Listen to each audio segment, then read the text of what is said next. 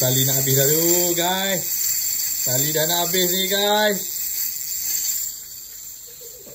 Dia kata lagi. Jangan pegang.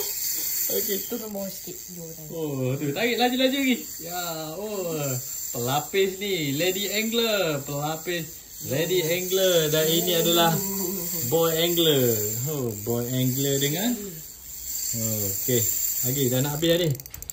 Lagi. Jangan pegang. Okey, stop tengok. Ni. Stella, guys. Okey, cepat lagi. Laju. Lagi. Ni pula apa? Tengok barang apa ni? Awak pakai barang apa ni?